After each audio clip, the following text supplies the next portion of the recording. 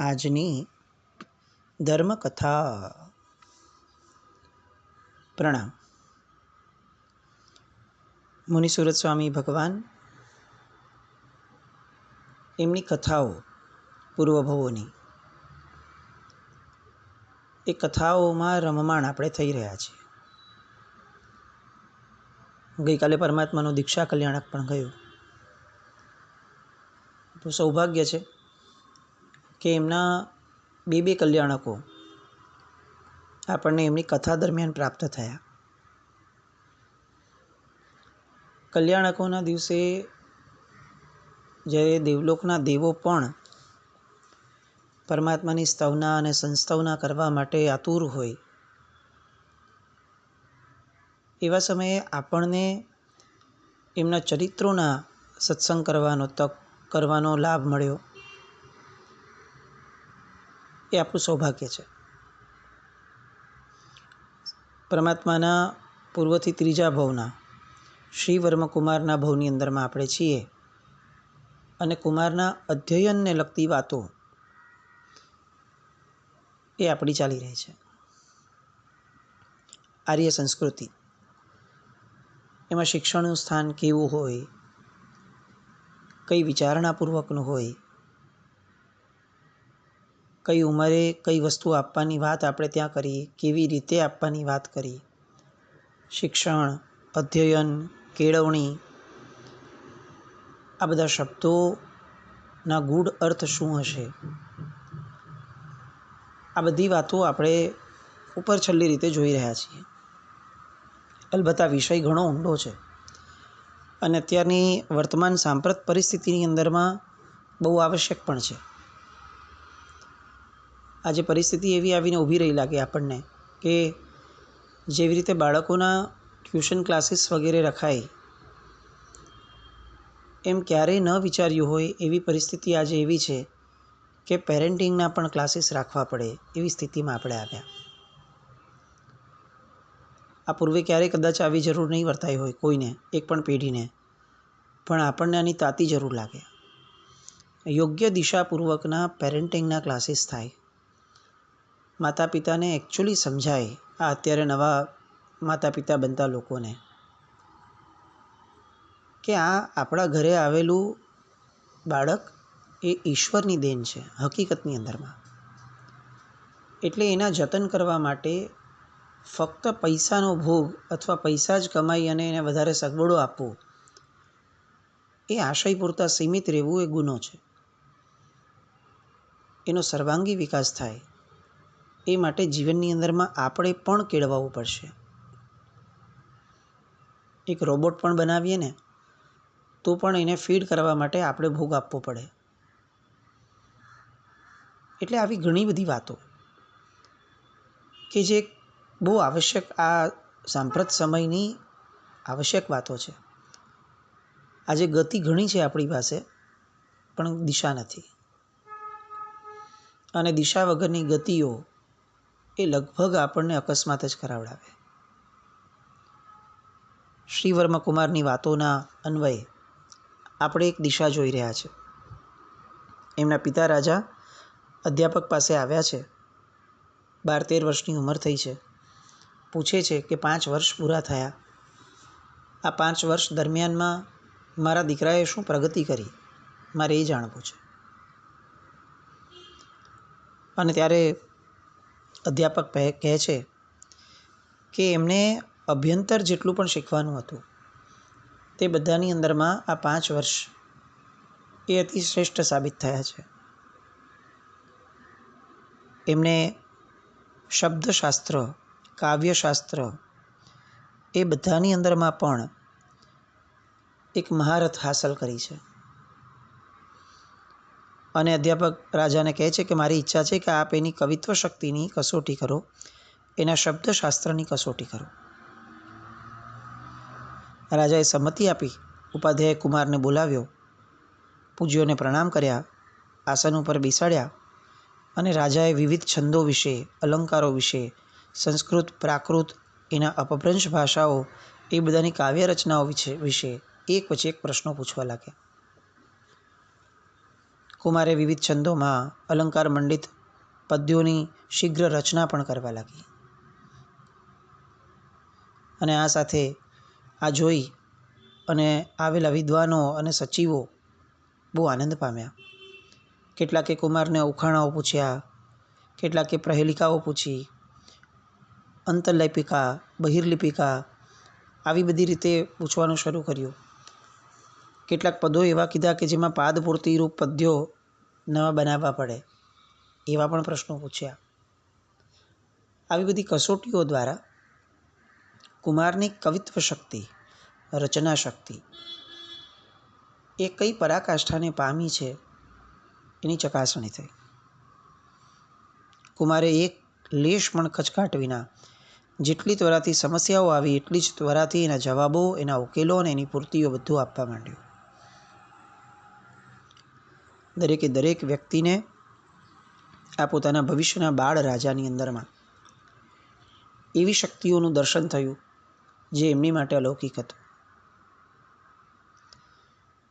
કુમારશ્રી જ્યાં ઘણના ઘા પડતા હોય ત્યાં ચૂનીનું શું ગજું, છતાં તમે રજા આપો તો હું એક સમસ્યા પૂછું, એમ કહી અને એક વ્યક્તિએ 3 ગાથામાં પથરાયેલી પ્રશ્નાવલી કુમારને સંભળાવી અને એમ કહ્યું કે આ 3 ગાથાનો જવાબ એક જ શબ્દમાં તમારે આપવો પડે. 3 ગાથા સાંભળી કુમારે 2 ક્ષણ માટે ચિંતન કર્યું અને જેનો અપેક્ષિત ઉત્તર હતો એ કેટલીક ક્ષણોમાં જ પ્રસ્તુત કર્યો. પૂછનાર હરખ-ઘેલા થયા. આવેલ સ્ત્રીઓ સાથે રહેલી એ પાલવ વડે કુમારનું લૂછણું કરવા લાગી, ઓવારણા લેવા લાગી અને બધા જ કુમારની પ્રશસ્તિઓ, ઉપાધ્યાય જેમના શિક્ષક હતા એની પ્રશસ્તિઓ ગાવા લાગ્યા. આ શિક્ષણ છે. વિદ્યાર્થીની સર્જનાત્મક ચેતના, ક્રિએટિવિટી જેને આપણે કહીએ છીએ, એને પુલ આઉટ કરવાની પ્રક્રિયા, એને બહાર લાવવાની પ્રક્રિયા એ શિક્ષણ છે. ગોખાવેલું અથવા જેને એને કંઈ જ કામમાં નથી આવવાનું એવા બધા વિષયોનું શિક્ષણ એ મૂળમાં એના મગજ ઉપર ભાર સિવાય બીજું કંઈ જ નહીં આપે. શિક્ષણ એ છે કે જે એની વ્યક્તિગત પોતાની જે શક્તિ છે એને બહાર લાવે. આપણે ત્યાં ઘણી બધી આવી પ્રક્રિયાઓ હતી. એનો જન્માંતરીય યોગ શોધવો જોઈએ. એની અંદરમાં જ્યોતિષ, નક્ષત્રોનું જ્ઞાન, ગ્રહોનું જ્ઞાન, એ બધા વડે એની અંદરમાં એ કઈ ઉર્જા લઈને આવ્યો છે, કઈ દિશા લઈને આવ્યો છે એ પણ ચકાસવામાં આવતું. કેટલીક એની ક્રિયાઓ દ્વારા સાંકેતિક રીતે લક્ષણશાસ્ત્રો દ્વારા એ નક્કી કરવામાં આવતું કે આ બાળક આ કંઈક તેજ લઈને આવ્યું છે અને એ તેજને વિકસ્વર કરવા માટેનું શિક્ષણ એને અપાતું હતું. એની પર દરેક સબ્જેક્ટ થોપી દેવામાં નહોતો આવતો કે તારે આ ભણવું જ પડશે, એવું નહીં. એ કંઈક એનું મૌલિક લઈને આવ્યો છે પોતાનું, એને એ દિશા આપવી જોઈએ અને એ જ દિશાઓ દ્વારા એ ઉદ્યમી પણ બને અને ભવિષ્યની અંદરમાં પૈસા રળનારો પણ બને અને જ્યારે પૈસા રળે, કમાય, ત્યારે આત્મસંતુષ્ટ પણ બને. રાજા પૂછે છે કે હવે એને શસ્ત્રવિદ્યા કેમ નથી શીખવાડતા? અને ત્યારે ઉપાધ્યાય પેલા શિક્ષક એમ કહે છે કે મહારાજ, કુમારને હજી 13 જ વર્ષ થયા છે. આ ઉંમર, આ સમયગાળો એ એની પ્રજ્ઞાની તીવ્રતાનો છે, એનામાં મૈત્રીના ગુણને વિકસાવનારો છે. 13 થી 15 વર્ષના સમયગાળાની અંદરમાં જો બાળકને મૈત્રી ભાવથી કેટલીક વસ્તુઓ શીખવાડવામાં આવે તો એના મનની અંદરમાં એ એટલી બધી રૂઢ થઈ જાય છે કે એની આખી સંવેદનાઓ એને એ દિશાવાળો બનાવે કે જે એને ભણાવવામાં આવ્યો. 13 થી 15 વર્ષની ઉંમરમાં ક્યારે પણ જેમાં બળનો પ્રયોગ હોય એવી વસ્તુઓ ન શીખવાડાય.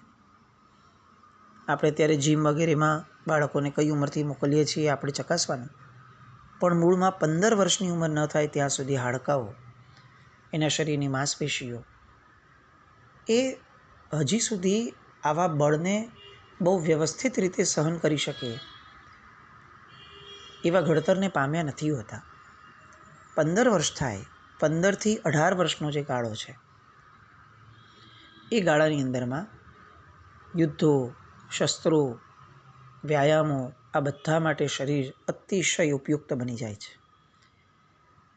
એટલે 15થી 18માં જો આ બધું શીખવાડવામાં આવે તો એનો અર્થ એ થાય કે એની દરેક માંસપેશીઓ, ટિશ્યુઝ, મસલ્સ, હાડકાં આ બધાને યોગ્ય સમયે પોષણ મળે અને યોગ્ય સમયે એ કળ એને મળે. દરેક ઉંમરગાળાની સાથે એક પ્રક્રિયા આપણે ત્યાં વણાયેલી હતી. બધું આડેધડ ન હતું. આપણે ત્યાં ટ્રેન્ડ પ્રમાણે નહોતું ચાલવામાં આવતું. કોકે કર્યું તો કરો આપણે, કોકે ફાટેલા કપડાં પહેર્યા તો આપણે પણ હવેથી ફાટેલા કપડાં પહેરવા ટ્રેન્ડ છે, આવું ન હતું. ત્યારે વ્યક્તિઓને સમજણ હતી કે અમે કસ્ટમાઇઝ છીએ, અમે વિશેષ છીએ, સ્પેશિયલ છીએ. ઘેટા બકરાની જેમનું જીવવાનું એ કોઈને પાલવે એવું હતું નહીં. આ અમારી આર્ય સંસ્કૃતિ હતી. આજે શિક્ષણ બગડ્યું છે એ તો ખરું, એમાં ના જ નથી. શિક્ષકો બગડ્યા છે એમાં પણ ના નથી. પણ ખાટલે સૌથી મોટી ખોડ છે કે બાળકના મા બાપ પણ બગડ્યા છે. શિક્ષણ અને શિક્ષક એ તો બહારના તત્વો છે. એને બાળકની કમ્પલસરી જવાબદારી નથી એના માથે. એ કદાચ બગડે તો એ એમાંથી છટકી શકે એમ છે, કારણ કે એને વ્યક્તિગત રીતે બાળકની જવાબદારી નહોતી લીધી, પણ મા બાપ એ તો બાળકને જગતમાં લાવ્યા છે. એ જો બાળકનું આવું હિત નહીં વિચારે, સુજ્ઞતાથી એના જીવન વિશે, એની 1થી 18 વર્ષની ઉંમરની કેળવણી વિશે નહીં વિચારે, તો ગુનેગાર શિક્ષક કે શિક્ષણને ન ઠેરવી શકાય, એ મા બાપને જ ઠેરવી શકાય. અને આજે પરિસ્થિતિ એવી છે કે સામાજિક અધઃપતન એટલું મોટું છે આપણું કે જેમાં કોઈ મા બાપને ખરેખર ઈચ્છા થાય તો પણ દિશા પ્રાપ્ત થાય એવા સ્થાનો જ નથી રહ્યા. સમૂળગી આખી ને આખી વ્યવસ્થા એ અધઃપતનને પામી ગઈ.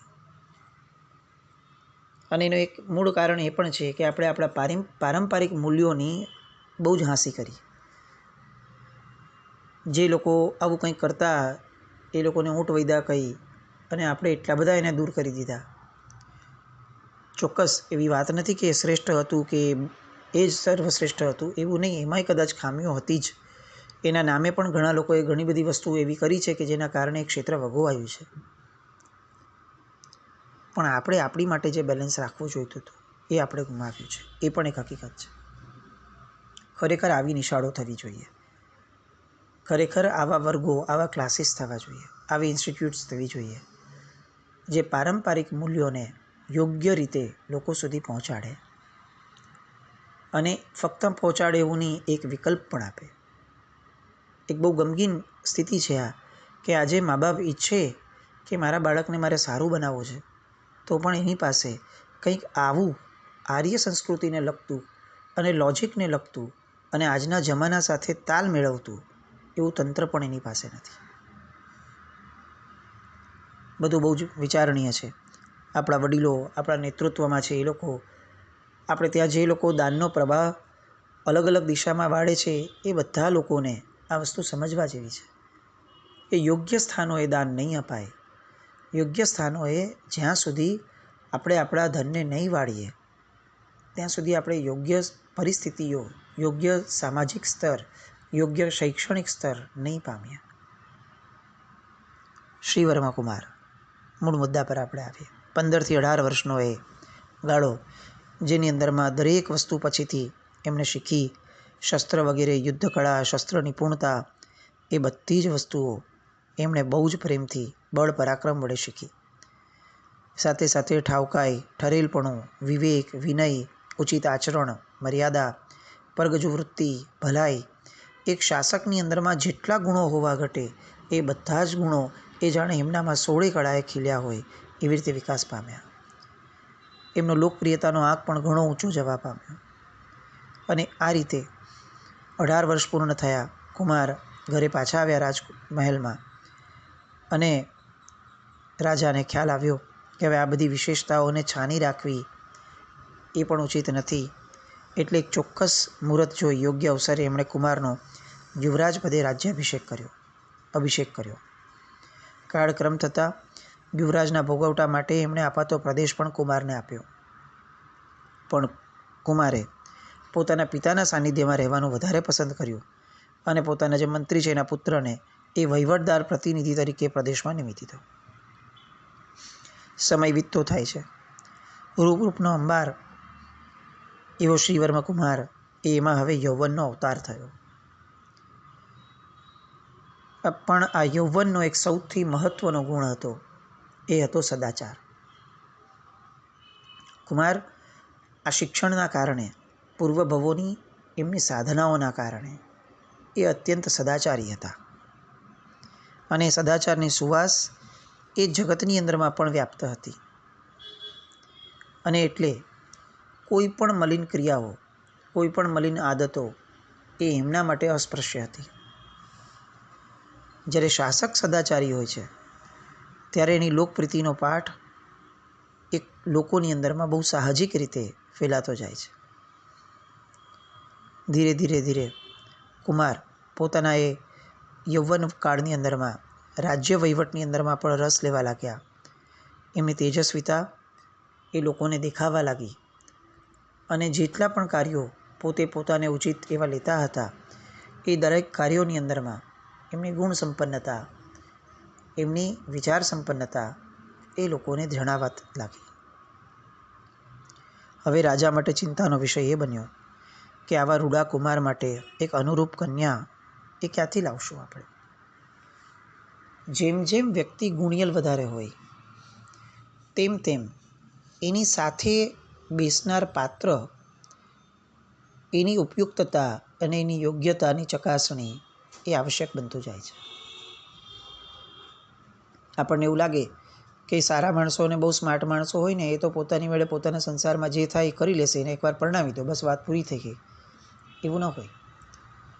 કેટલીક વાર એવું થાય કે યોગ્ય વ્યક્તિની શક્તિઓ એ જો એની બાજુમાં પાત્ર નબળું આવે ને તો એ નબળાને ઝેલવામાં અથવા નબળાને સુધારવામાં અથવા એ નબળાની સાથે શાંતિથી રહેવામાં જ એની બધી શક્તિઓ ખતમ થઈ જાય.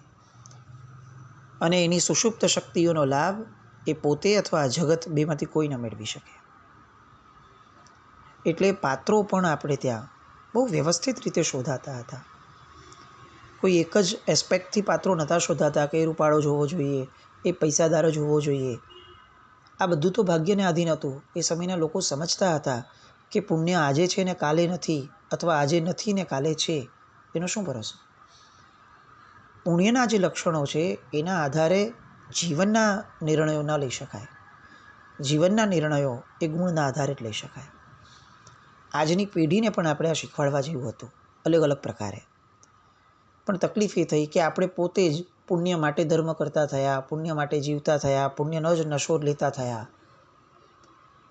હવે આપણે આ પુણ્યમાંથી શુદ્ધતા, ગુણ સંપન્નતા એ બધાના પાઠ આપણા બાળકોને આપશું કઈ રીતે? આપણી આખી વ્યવસ્થા જ પુણ્યના આધારે થઈ ગઈ. જે પુણ્યશાળી છે એને પૂજો, જે પુણ્યશાળી છે એના ગુણગાન ગાઓ, એને જ હારતોરા કરાવો. આપણા સંઘના લેવલ પર, સમાજના લેવલ ઉપર ગુણવાન વ્યક્તિઓના બહુમાનો ક્યાં થાય છે? ગુણવાન વ્યક્તિઓના બહુમાન થશે તો ક્યારેક આદર્શ ઊભો રહેશે કે ભાઈ અંતે ગુણવાન થવા જેવું છે. આપણે ત્યાં હારતોરા ફક્ત પુણ્યવાન વ્યક્તિઓના થવા લાગ્યા. એટલે નવી જનરેશનમાં પણ એક આદર્શ બેસવા લાગ્યો અને જૂની જનરેશનના મનમાં ઠસાવા લાગ્યો કે પુણ્યવાન જ થવું જોઈએ, ગુણવાન થવું આવશ્યક નથી. ઘણી બધી ધારાઓમાં આપણે બહુ વિપરીત દિશાઓમાં જઈ રહ્યા છે. પણ અહીંયા રાજા એ બહુ યોગ્ય દિશામાં હતા. આ યોગ્ય કન્યા મેળવવાની વાતચીતો શરૂ થઈ. રાજા રાણી બંને ચિંતામાં સહભાગી બન્યા. અને એક દિવસ એક પ્રસંગ બન્યો કે જે પ્રસંગના કારણે એ દિશાની અંદરમાં કંઈક સુયોગ્ય માર્ગદર્શન માતા પિતાને મળ્યું. બન્યું એવું કે રાજાજી દરબાર ભરીને બેઠા હતા અને બે લગર વગર ચિત્રે હાલ દેદાર ધરાવતા મનુષ્યો એ એમની સામે આવીને ઊભા રહ્યા. કપડાં ફાટેલા, દેદાર સાવ મેલા, થાકથી અશક્ત થઈ ગયા હોય એવી કાયા, અને આવી રીતે આવેલા બે વ્યક્તિઓ એમણે રાજાજીને વંદન કર્યા, એમની અનુમતિ મેળવી અને પોતાના આવવાનું કારણ વર્ણવતી એ વાત એમણે અહીંયા શરૂ કરી. આ બે વ્યક્તિઓ કઈ વાત લઈને આવ્યા છે અને એની વાતો દ્વારા હવે શ્રીવર્મકુમારના જીવનની અંદરમાં કયો વળાંક આવવાનો છે, એની માટે થોડોક સમયની આપણે રાહ જોઈએ. ત્યાં સુધી આપણી આર્ય સંસ્કૃતિને આપણા મનની અંદરમાં પ્રસ્થાપિત કરીએ. જીવન જેટલું ધર્મનિષ્ઠ હોવું જોઈએ, કદાચ એટલું જ અથવા એનાથી વધારે સંસ્કૃતિનિષ્ઠ હોવું જોઈશે. સંસ્કૃતિના પાયા વિનાનું, સંસ્કૃતિના પક્ષપાત વિનાનું આપણું જીવન એ આપણા જીવનની અંદરમાં ક્રિયાઓ આપી શકશે, સંવેદનાઓ નહીં આપી શકે. આ વાતને કંઈક વિચારણામાં લાવીએ. જીનાજ્ઞામૃત કંઈ પણ બોલાયું હતું. મિચ્છામિ દુક્કડમ. જૈનમ જયતિ શાસનમ.